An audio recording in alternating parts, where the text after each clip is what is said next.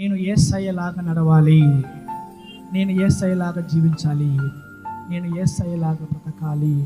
ఈ ఆశ మన గుండెల్లో మన దేవుడు రగిలించునుగాక.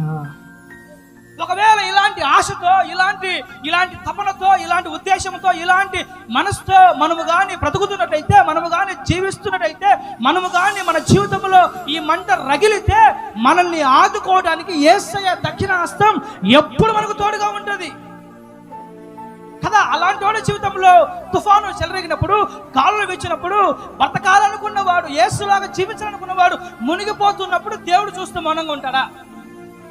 భయపడకుము, నేను దేవుణ్ణి ఉన్నాను, దిగులు పడకుము, నేను నిన్ను బలపడుతున్నాను, నీకు సహాయము చేయువాడను నేనే, నీకు సహాయము చేయువాడను నేనే. ఇంకా అంటాడు, నీతి అను నా దక్షిణాస్తముతో నిన్ను ఆదుకొందును.